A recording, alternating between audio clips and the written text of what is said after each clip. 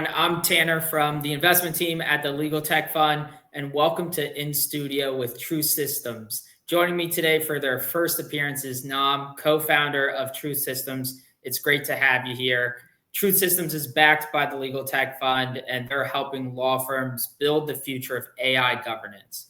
In this conversation, we'll explore how the company is scaling, what's resonating with their law firms today, and the challenges that still remain. This session is a little different. Truthsystems is part of the LegalTech Lab, our platform built to fund, support, and scale the startups defining the future of legal. Now, we're so excited to have you in studio and to dig into one of the biggest topics in legal and tech today, the governance of AI. So why don't you introduce yourself real quick? Yeah, no, great to be here, and thank you for the opportunity, Tanner. I'm Nam, co-founder of Truthsystems, and yeah, as Tanner introduced before, we basically built the unified governance layers that exists in the browser to monitor and proactively flag any AI misuse.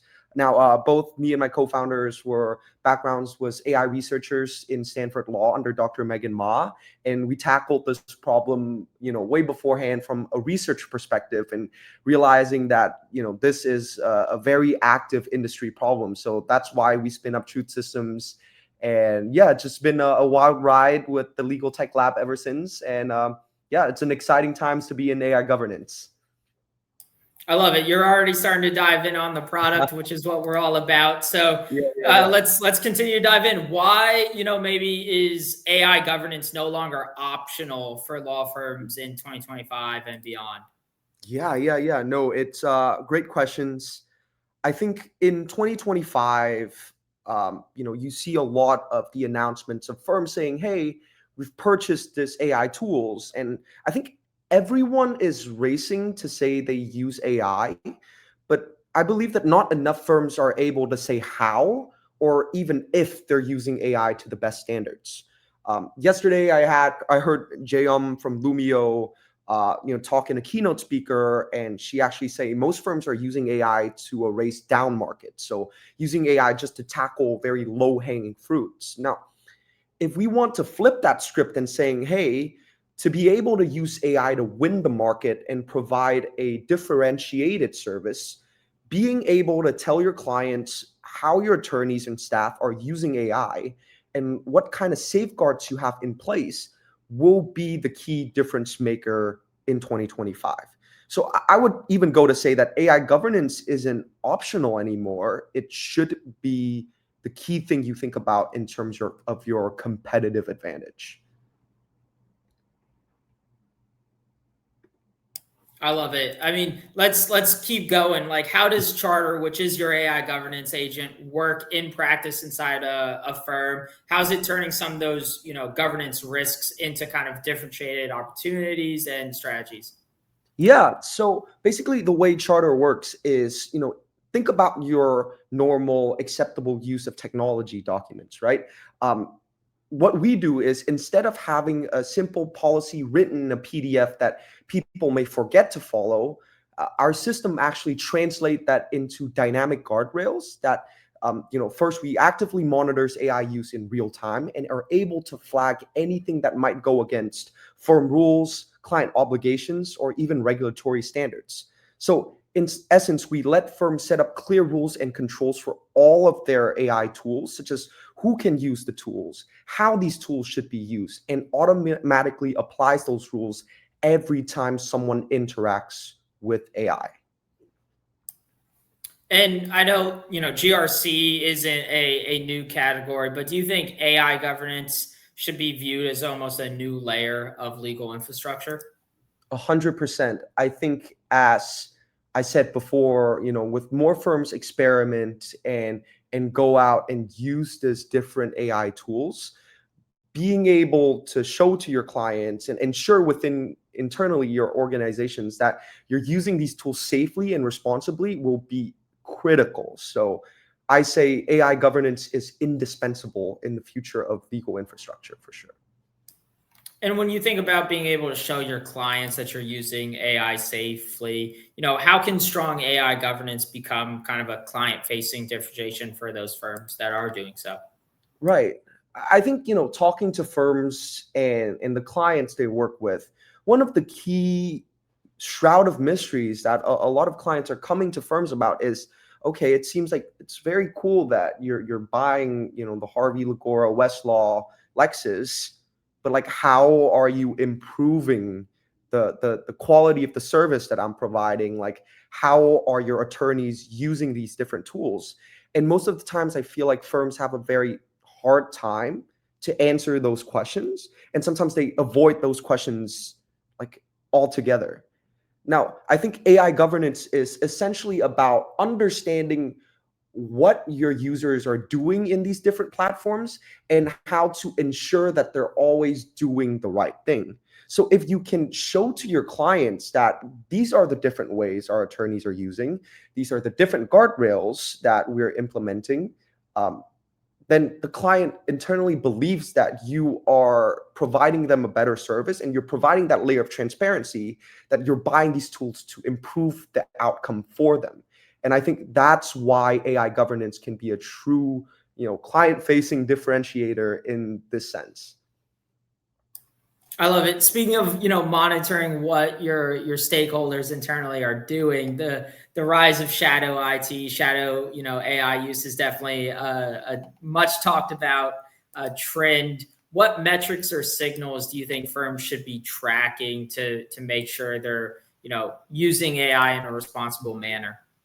Yeah, most definitely. I would say on top of my head, it would have to be, who is using what tools, right? Being able to make sure that you understand where traffic is coming from, and then getting down into which clients and matter is this tools being mostly actively used on, and even understanding then the risk surface. So what types of misuse, our attorneys are running into the most.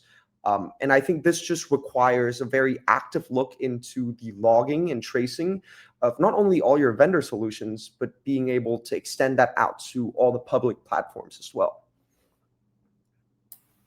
Awesome. And as you balance maybe innovation, the legal industry is definitely at a critical juncture in those terms. How do you balance AI experimentation on one hand with firm-wide guardrails governance on the other hand? Yeah, I think it's really just about a shift in perspective here, Tanner.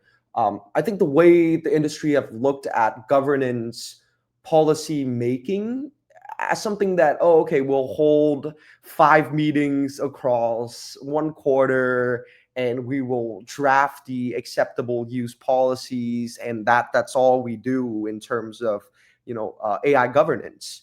But what we are promoting here is a brand new paradigm where you are essentially also experiment with AI governance as well. As in, how can we programmatically understand, okay, does each policy drive usage? Does each policies allow people to use things in the right way? And if not, can we go back and revise these policies and these different guardrails to encourage better behaviors from our attorneys? And I think, in some sense, when you treat AI governance and guardrails as something that could be experimented on, then the entire spirit of the firm is to move forward and move responsibly as well. So we always say this, like, in contrary to the popular Silicon Valley motto of move fast and break things, I think in a time of AI, what firms can really embrace with proper AI governance is actually being able to move fast and move responsibly. And I think that's how you are able to balance AI experimentation with firm-wide governance guardrails, treating it as a programmatic scheme that you can iterate on. I love it. I mean, maybe let's jump to the future. 5, 10 years from now, what do you think good AI governance looks like in the legal landscape? Mm.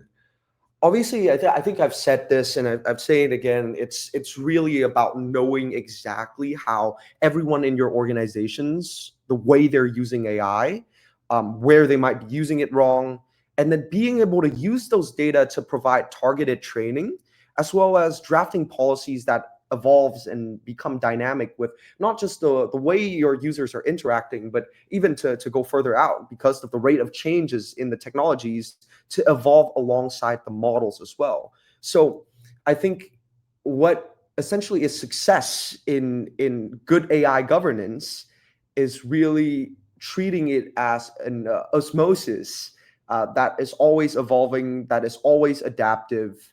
That is what true good AI governance look like, even in 5, 10 years. But I would say that would be the way it looks good now.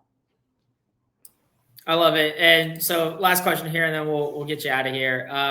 You guys are part of the LegalTech Lab. Would love to hear your thoughts on what being a part of it has taught you so far, how it's accelerated kind of Truth Systems journey thus far. Yeah, no, it's been an amazing experience being part of the LegalTech Lab so far. Obviously, working with Tanner, Zach, Gordon, and the entire team has been tremendously helpful in our at least strategy of navigating how to tackle the market. It has really helped us, amplify our exposure to all the different firms in the AmLaw 100, but it also, yeah, just allows us to tap into, the legal tech fund wealth of networks, and just allows us to move so much faster compared to if we just hadn't had that access. And yeah, overall, I think the experience has been tremendously helpful. You guys are some of the best sounding boards in the market for legal.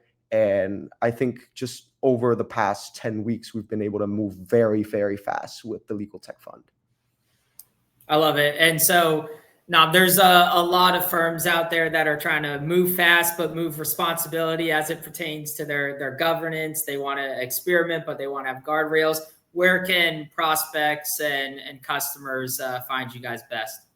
Yeah, so our website is truthsystems.ai, and if you guys want to take the next steps in AI governance, feel free to reach out to my LinkedIn or my email at nam.nguyen@truthsystems.ai. More than happy to have any conversations, bounce ideas, and think about how can we make governance more programmatic, more evolving, and more adaptive to everything we see changing today. I love it. Nam, thanks so much for joining us in studio. See you next time. All right, appreciate it. Thank you so much, Tanner.